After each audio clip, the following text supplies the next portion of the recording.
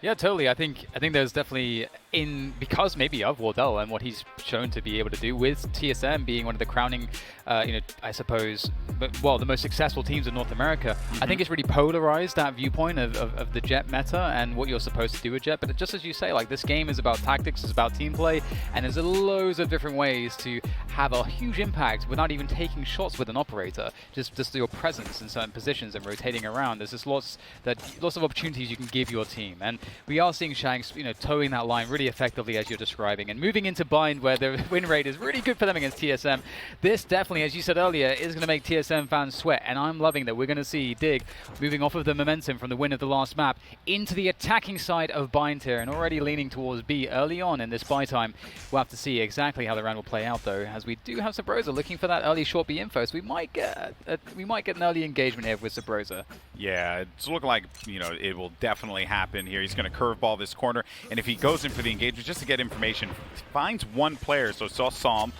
Now, here's an interesting part about this, DDK. Look at this composition that Dignitas are running. They have 0 flashes. So they have nothing really to try and force back. There's we see Rays played on this map often. No Rays for Dignitas. Like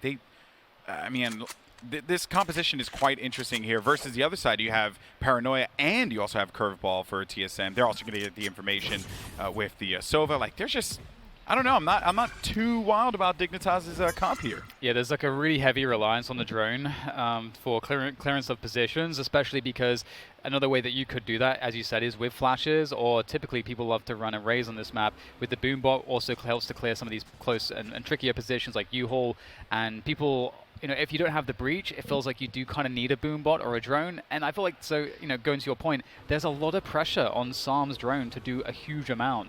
And that's something that TSM know as well. But we can see Subroza, after that reposition from Hookah, is going to find a few players. He's so patient, he's so calm, but he can only get one in this instance. Is it enough? It's all on hazed to find out, and supamen will take him down. Supamen on the Brimstone here, instead of the Omen, as we saw in the previous map.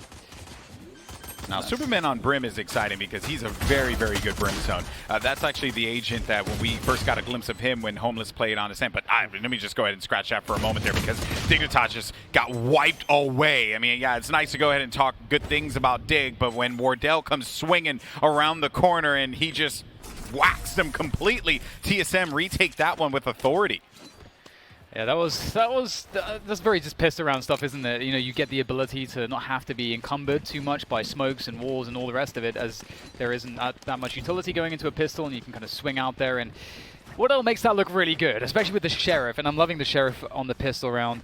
And moving forwards, Dig will certainly be disappointed by that. And I think, as we started to talk about, there are a lot of interesting points here in terms of talking about the compositions, the trade-offs that are made, the opportunity cost to select one agent over another. But right away, we'll see dephh in this eco rounds, looking for the typical, we're going to see the typical cams and trips and so on, and pressure placed by dephh on the bathroom side of the map. And we get the B long control here, looks fairly usual. Drone and Subroza looking to try to swing with this, and actually we do get, I missed the buy earlier. Yeah, I was going to comment on it. Dignitas do buy round 2. They did that against TSM when they played last time, so not a shocker they did it here. You're not really going to be expecting that. You're always just going to think, oh yeah, they're going to be running with classics. Nope, they buy Bulldogs and they take that gamble. It's great too, because especially when you're up against a Jett, that at least one player is definitely trying to save for the early operator, so you get a pretty huge advantage. And also the Bulldog is going to perform better, if you're good enough, on those ranges. So it's going to be interesting to see how Dig play the 5v4 now. It's actually feeling very desperate here for TSM. There's the smoke to elbow, trying to recon dot into the side. Drone has to defend close to the Spectre. That's where it performs well. That's a great 2K. Drone, always good for the multi-kills, and that's huge. That gives TSM at least a chance to recover here. The fact that you can always rely on Drone for 2, it's absurd, right? I believe he has like a 0.86 kills per round. Like he's always having some value that he's contributing to the team in such a way that you never quite can expect it, but when it does happen, you're like, well, makes sense because it's Drone. Now, as Wardell has 60 HP and this Sheriff outside of CT, you also have Cutler lingering on the outside. They both swing at the same time here. He's just going to leave Psalm by himself. And that is just going to be short-lived. So the spike does go down. The gamble, though, unfortunately for Dignitas, does not pay off as they invest into round 2. Oof. There's a world where they can force again. If they had maybe got one more kill, I think there's an argument to certainly do it. But I doubt it's going to happen. And this is very unfortunate for Dig because it felt like they had everything going for them. But this is like the only flash on the server apart from Subroza's, and so that's as you highlighted, that's a huge advantage that TSM will have when kind of going for these retakes and re-entering these positions. It's going to be really awkward for Dig. I like that they're running the Sage. I think Sage has huge value on binds, but would it be nice to see like a Breach or an Omen in there as well? Yeah, I'm sure a lot of people are going to be breaking down what this comp will be or how it's affected. Wardell gets 2 kills, maybe a third. Superman, though, does lock down the kill with the Ghost as hazed has this angle held. It's going to be rather weakened off screen, and we just switched to it. Drone gets 1. He's good for 2. That just seems to be that's his brand at this point. Should be on his Twitter bio. He's like, I'm Drone and I'm good for 2. Superman doing everything he can to just try and hold this off, maybe get another kill, but Subroza around the flank is going to handle that one easily. Every single time it's come down to just 2 players for TSM. Dignitas, even with weaker guns or certain circumstances, they managed to get kills. Dignitas managed to get kills against TSM. They just can't seem to wrap up these rounds. But now we're going to get some buys here for Dignitas. Yeah, and TSM's money is not very good given how many losses they sustained over these rounds despite winning them. So if they're able to get off to a good start here and pick up this round, they're going to be able to switch things up. And we have that. We might get this. We'll get the Sage ult combo. Oh no, this could be good for 3 kills. We might get the Ice Orb to the back of Showers and the ult into Showers possibly. Oh, they're waiting for it. Okay, we've seen that before a couple days ago, and it was phenomenal. And I was really hoping we would see it here. You just want to see people burn. That's basically it.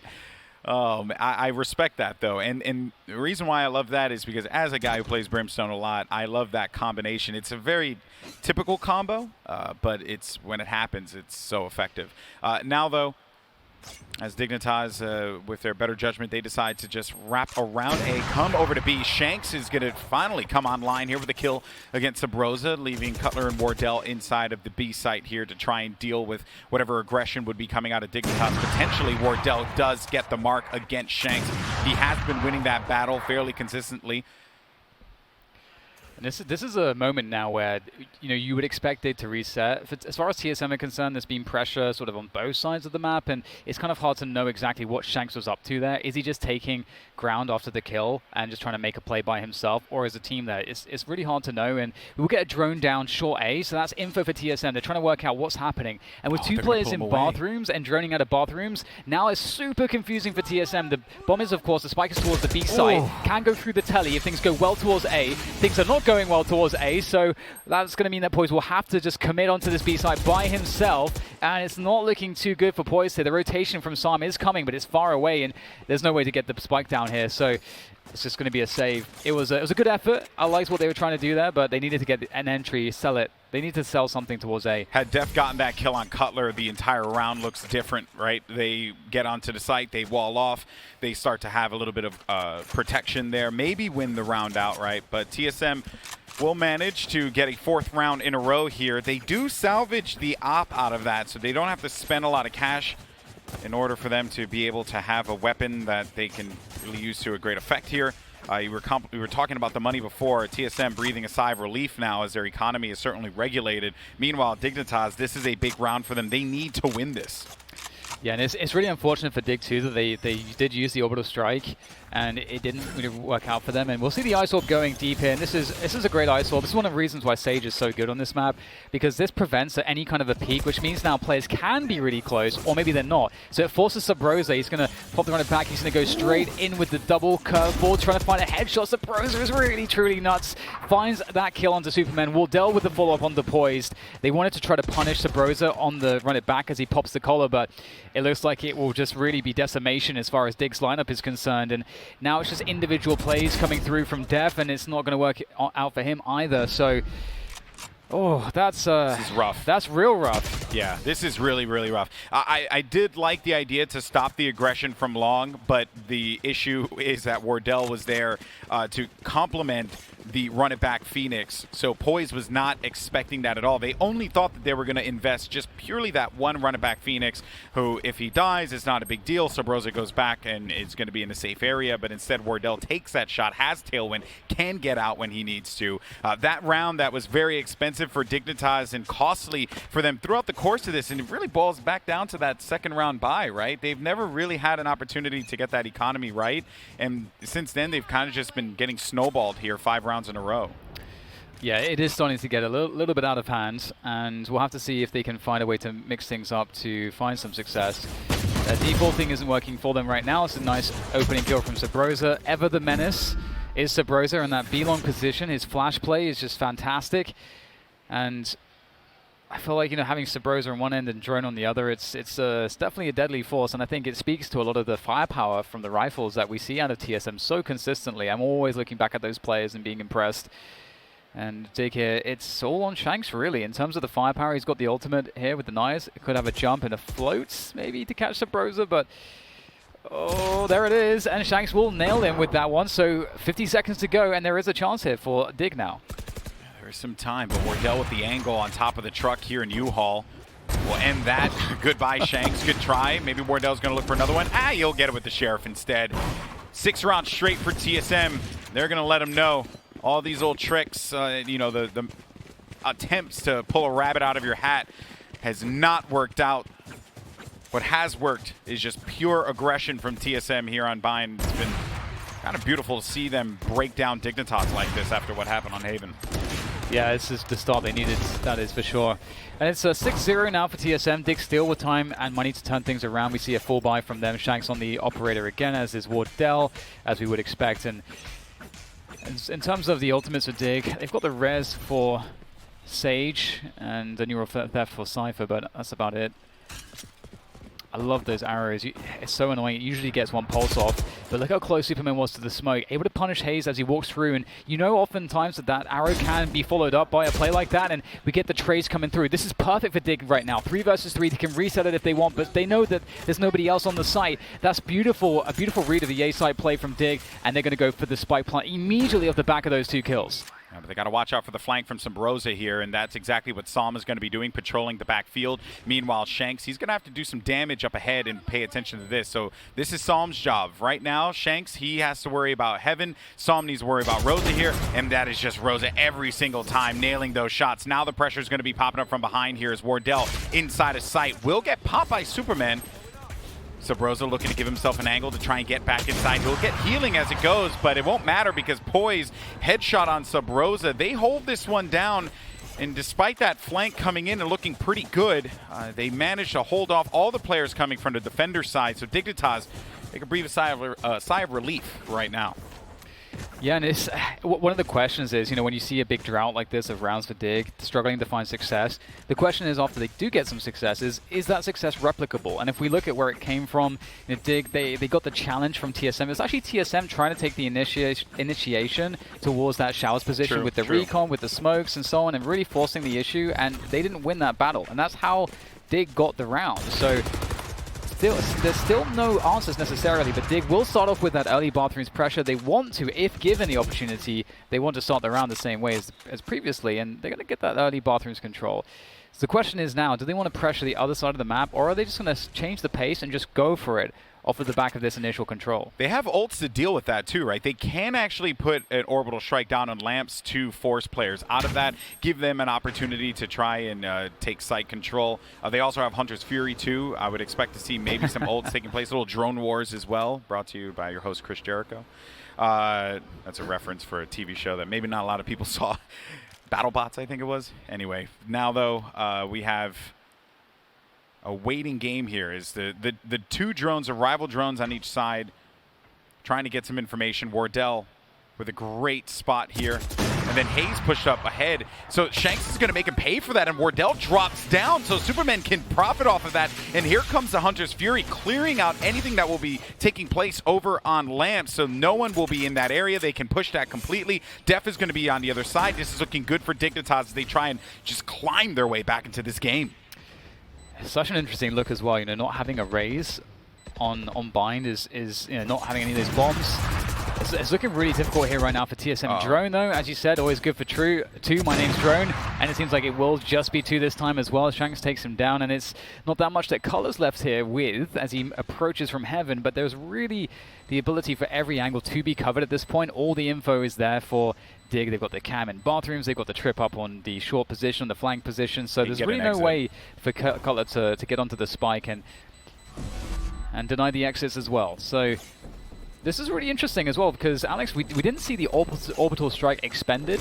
It was just the Hunter's Fury was the ult of choice, and that was enough. And that's really cool to see. And in terms of retake ability, I am curious what how successful TSM will be in terms of their composition for the retakes. Again, as I mentioned, when we see that raise so commonly, as well as the Sage, I feel like those are 2 agents that are not with TSM's comp right now that are super helpful on retakes, especially with the short plant, like as we just saw. Yeah, it's fair, right? Raise, well, the satchel to be able to remove wall quickly, to just delete it from the map is important. There's also just frag nades, boombot. Like, there's a lot of value that you get from that. Rocket, make a case maybe it's not as good as it used to be, but there certainly is some benefit to be able to have that tool there at your disposal. Wardell goes in now instead, as we look at this round, for an aggressive peek at short. While that's going on, activity was taking place by long, and now we're going to get some movement at hookah too. Look at this. It looks like they're prepping a wall. No, they weren't. Okay, I thought that they were actually going to be prepping a wall. Neurotheft is out now. Here comes the orbital strike. Wardell has to tailwind out of there. So Hazed is going to be joining Cutler in the back by elbow. I think they may have heard that. So the wall now is going to break off this action. And they're also going to get the coverage there from that smoke. In the backfield, though, it's Drone. He does deal some damage. Spike had not gone down quite yet. That wall is going to be weakened as Cutler look for him to just try and burst through there and pick off 1 or 2 players that might be unsuspecting of that movement. Oh, no, this is looking very scary. Oh, Wardell is so close to connecting some of these shots. And now Hazed will go down as well towards elbow. All the ground is being lost here, and systematically, one by one, they'll all fall. And that was a nice little set piece coming out from Dig. Again, throwing out something very different, a really early timing, hitting a set piece on the B site. We see that classic play with I really like the Sage Brimstone combination. When you're entering the site, you get the smokes going on the side. We've got the orbital strike back site, and on elbow there is the brim smoke first, and then the wall happens afterwards. And the wall prevents anyone from pushing from elbow through the smoke, but it also allows you to go on top of the wall. You get a double peak, a double elevation peak on Cubby. You see over them, but they don't see you necessarily. Exactly. You're protected from the elbow position, but then you can one-way elbow as well. So good. So there's just so many ways to play that. It's a great setup. Another bathrooms a contention here from both sides as well.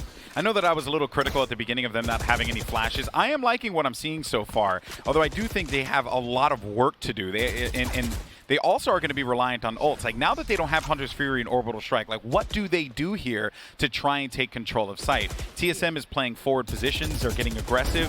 And, oh, that's actually a big kill from dephh. But this goes back again to that last round that they won. It was Hazed that got aggressive, and TSM, they paid for that dearly by losing that first round to Dignitas. So perhaps we could see shades of that again here. Yeah, this is a pretty difficult situation if you're TSM. You have some decisions to make. Do you want to play retake and not play for any information? Well, they do have Cypher, they do still have a Sova, so they can get that mid-round information, and that does allow you to play more passively. Passively allows you to play these 2-2 setups a bit more easily, but it is still obviously a rough spot, because you know right now that Dig are gathering up to hit something in numbers, and we can see that it's going to be that B play again. They have the Brim and the Sage as well to basically run similar shenanigans, but just minus the orbital strike. Shanks and Wardell first, maybe. Wardell's going to do everything here. Great pick from Wardell. Escapes, drops the smoke, and Subroza's holding down hookah. It all comes down to Wardell and Subroza, but they're extremely good at this game, Alex, so they might just be able to make this happen. Wardell's still alive, still kicking, still dodging, still delaying, and surely the rotation's going to come in soon. Yeah, that wall actually worked out very well for Wardell, because he was just able to play that corner, and if you're going to try and challenge him, he's going to win that fight every single time. This round is basically going to be null for Dignitas. They will stop this great run that they managed to put together, TSM, stopping Dignitas as they got 3 in a row. Finally, TSM managed to put one on the board here. And you know what was missing there, Alex? a flashbang of any kind. If they had Leer, anything, a curveball, a paranoia would have forced that anything, back. Any of the above. Like, right. Because even right there, right, you put a wall down to stop Wardell, but then now you just give Wardell additional coverage. So, okay, thank you so much for the wall. I'll go ahead and kill your team. Thank you so much. And you need to like contact for as long as possible before like get everyone close to that position, and that's why the flash is really the most ideal and only real true answer to doing that safely. Wow. That's going to be 7-3 for TSM. Dig mixing up the pace again and hitting that A short position really hard and fast here. But, oh, this is looking pretty desperate in terms of getting slowed by that utility. They don't get a pick. They do expend some of the defensive utility, but they're just going to have to run all the way back to B here. And they don't know what they're running into right now. Yeah, that's right. But they do know that Wardell's not going to be located there, and at the very least, that will be fine, right? Like, they're going to have that, not that worry that the snipe will be there. They can also cut off elbow. Subroza will have to make a play as they start to make some clears happen. There goes that wall to try and stop any of that aggression that could come out of elbow. Spike is now down. This is going to be a big round here for Dignitas. The wall has been chopped down. Subroza still lingering about. You got Cutler, Hazed, and Wardell in the back on defender side, and joining them in a little bit will be Drone here. Subroza's going to be the first one to go in for the engagement, or at least I thought so, as Wardell was going to be the one to find the connection first. Now though, Wardell with knives out can actually play spoiler here for Dignitas, but some more kills are starting to come through as Wardell and Drone, they managed to secure themselves a few kills. Now the swing is out. Wardell gets 4 out of that one, and they still had one more teammate alive for the trade. That is going to be very clean. And very, very well done by TSM on the retake. That was actually an awesome opportunity for Dig. I'm not sure if it was the plan to try to send it up short and to rotate back. I can't imagine that it would necessarily be. It's just kind of, it's like an if statement. It's like if we get the opening entries, of course, we're going to commit to the site, but they do decide to go very quickly back to B. And TSM had that full commit on the rotation, so it offered up an opportunity, but again, it is a struggle, it feels like, holding on to sites and retaking. It feels like a lot of this comes down to gunplay and good spacing because of the way that we have the agent compositions for both teams. What a game this has been.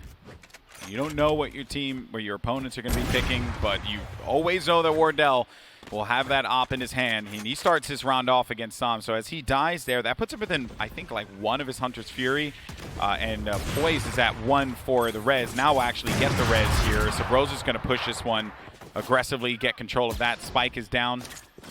dephh and Supamen are going to have to make some magic happen here within Hookah. I just don't really see a world where that will be possible, given that all these angles are covered. They have the spike. They know where Supamen is now. Only player alive is dephh. And while he is a phenomenal player, you're asking a lot for him to try and clutch up this 1v5. He's just looking to stay alive as long as he can. Flawless for TSM as they close out the half. Yeah, great rounds. Dig definitely looks kind of desperate on that attacking side. Yeah, they TSM, look like they didn't have a plan there. It really felt like the composition did let them down in quite a lot of instances. They just didn't have enough answers in some of, as we said, like some of the, denying some of the retakes, and didn't have enough answers in terms of just having no flashes. It just creates problems. There's a lot of problems that they were experiencing in the mid to late rounds. And moving into this defensive side, I am curious, how well they will do, because if we go think back to Haven as well, Dig really shined a lot more on the defense than they did the attack. So there's still a chance for them to close this out in 2, but it's going to, of course, be very hard. Yeah, I'm thinking about like the win here is that they have a lot of stall, right? Slow orbs. They also have mollies. They can Dignitas, by the way. They can actually play around this here, right? That's going to be their plus. This is a good or a decent-ish composition, I would say, for the defense now. They'll get information. They can let Shanks do his thing.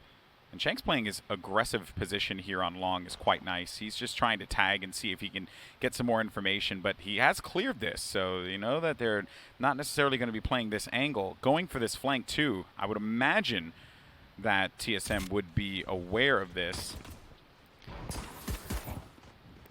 I like the U-Haul setup here. It's a very safe way to play just 2 players on the side, and they know what's coming, the rotation, but the dodging there from Wardell was stunning as he takes down Supamen, leaving a very dire situation for the remainder of Dig, as POISED looks over and only sees, well, nothing. All the line of sight has been obscured, but Shanks, he can still maybe, especially with that kill, do something here for Dig as he creates opportunity and distraction that should allow POISED to get out as well. With that Ghost, very important at these ranges especially. They saw him.